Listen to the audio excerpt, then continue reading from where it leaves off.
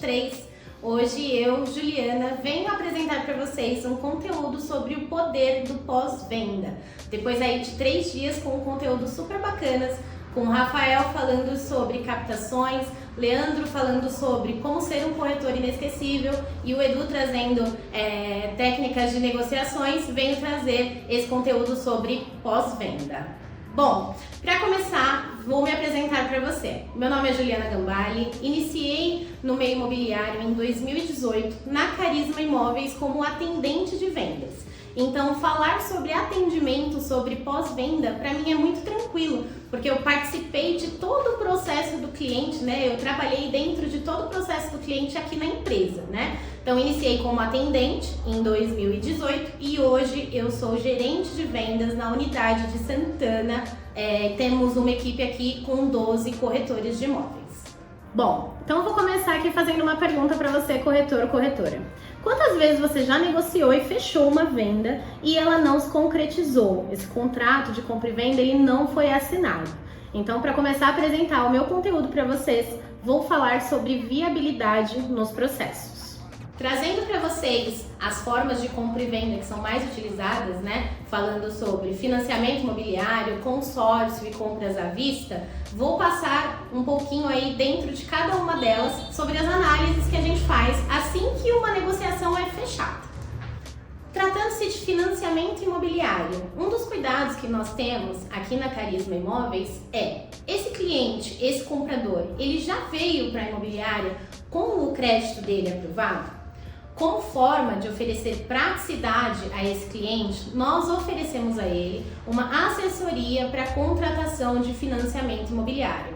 Olha só que legal, esse comprador ele tem a facilidade de fazer a compra dele e o financiamento dentro de um só lugar, ou seja, ele tem essa comodidade como uma opção.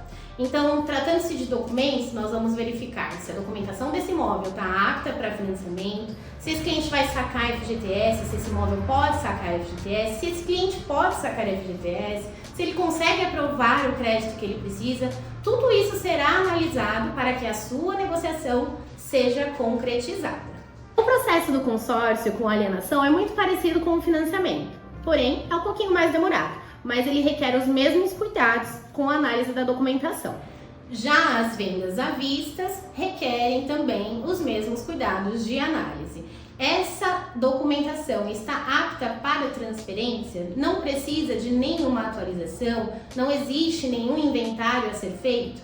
Não é porque existe um inventário a ser feito que essa venda não pode acontecer, que ela não pode ser concretizada.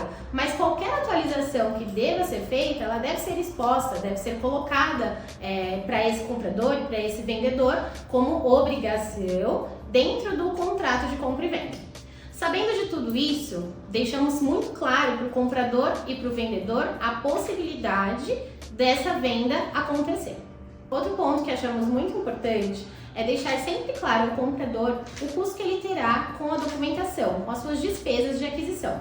É muito chato você iniciar um processo de compra sem saber quanto você irá gastar com os seus documentos, com os seus impostos. Então, todos esses esclarecimentos que são feitos antes de assinar o contrato de compromisso são de extrema importância para as partes, tanto para o comprador quanto para o vendedor, e torna você como profissional uma pessoa confiável. Quando você analisa todo esse documento, passa para esse cliente todas essas informações, ele já enxerga que você sabe o que você está fazendo.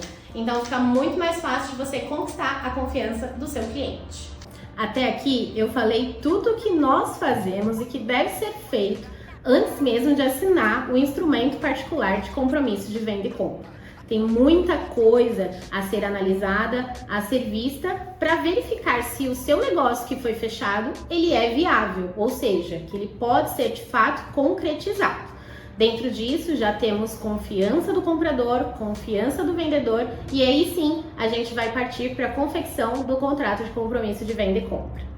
Outra prática importante que a gente tem aqui na Carisma Imóveis é o levantamento das certidões dos vendedores, também antecipada a assinatura do contrato de compromisso. Qualquer apontamento que torne inviável a aquisição desse imóvel já vai ser vista antes da assinatura desse instrumento particular. Você entende que o cuidado que temos dentro desse processo é muito grande? E o que acontece? Qual é o motivo que a gente tem todo esse cuidado antes mesmo de assinar esse compra e venda? O índice de rescisão torna-se quase nulo. Quando você analisa, você tem cuidado, você valida crédito, você analisa documentação, você olha as certidões, o índice de rescisão dentro da sua empresa, dentro dos seus negócios, ele passa a ser praticamente zero. Partindo para a parte do contrato, depois de tudo estar alinhado com as partes, vamos falar um pouquinho dos assuntos principais de um contrato de compra e venda, que é preço, prazo e posse. Tratando-se de preço, falar a forma de pagamento desse cliente, se é à vista, se é financiamento, se tem saque de FGTS. Eu, por exemplo, costumo explicar para o vendedor quando ele vai receber cada recurso, né? Qual o prazo, como funciona o processo de financiamento, colocar prazos possíveis dentro do seu contrato para que você não crie expectativas nas pessoas que não possam ser cumpridas. Quando a gente fala de uma aquisição com financiamento, a gente depende muito das instituições financeiras e dos prazos dela, que mesmo que a gente esteja fazendo o processo de financiamento através da nossa imobiliária, tenhamos agilidade dentro desse processo, não dependemos só de nós, também dependemos do banco. Então é sempre bom deixar claro para o vendedor que o processo de financiamento ele é sim um pouquinho demorado, mas quando tudo é explicado antes, torna-se um processo sempre muito leve. Depois de falar de preço e prazos dentro da realidade, gostaria de aproveitar a fala da posse para dar uma dica para você, corretor de imóveis.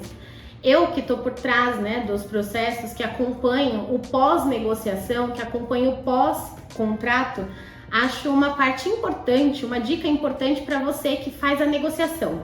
Tratar da posse do imóvel na negociação é um ponto extremamente importante para que você não perca vendas. Você tem que entender a necessidade desse comprador, se ele tem urgência em pegar essas chaves, se esse vendedor consegue entregar essas chaves com a urgência que o comprador precisa, para que você consiga alinhar a necessidade dos dois. Então, sempre que possível, tratar da entrega das chaves juntamente com a negociação do preço é um ponto muito importante e pode evitar que você tenha uma surpresa desagradável depois que você já tiver negociado o preço. Tratando-se de facilidades, além de oferecer a praticidade e o conforto do cliente adquirir o seu imóvel através de financiamento com a nossa assessoria, a Carisma também auxilia o comprador com os tabeliões, tá? Com os cartórios de notas para fazer suas escrituras. Muitos clientes não sabem, às vezes estão adquirindo o seu primeiro imóvel, então muitos documentos, muito papel. Então, tudo que pode ser oferecido ao nosso cliente de conforto, a gente tenta concentrar dentro da nossa imobiliária. Então agora eu queria falar um pouquinho para vocês sobre a parte importante que é assinar as transferências de propriedade, os contratos de financiamento, as escrituras de venda e compra. Para mim, por experiência própria, eu falo muito sobre conferência de dados, né? Parece uma coisa muito boba, mas pode evitar futuros problemas. Então, recebemos um contrato de financiamento, uma minuta de um contrato de financiamento, uma minuta de uma escritura pública de venda e compra. É sempre bom você analisar esses documentos com as partes antes, para validarem os dados pessoais, nome completo, RG, CPF. Todo esse documento ele deve ser lido antes de marcar a assinatura, porque evita-se atrasos no registro. Quando esses documentos, quando esses instrumentos públicos eles vão para registros e possuem qualquer tipo de erro, eles podem causar atrasos no registro e, consequentemente, atrasam entrega de chaves para compradores, atrasam pagamentos aos vendedores e isso também traz muito desconforto. Então, a gente validando os contratos, né, esses instrumentos particulares, essa escritura de venda e compra, esse contrato de financiamento com força de escritura pública, antes a gente se antecipa a um possível problema que pode vir na fase do registro. Toda essa jornada aqui, eu falando para vocês, parece que é muito rápida, né? Mas um processo de financiamento, por exemplo, ele dura cerca de 60 dias. Então, o que eu acho muito importante é sempre deixar o seu cliente saber do que está acontecendo. Participar o seu comprador, participar o vendedor de que fase está o processo, para que ele não fique solto, para que ele não fique sem notícias.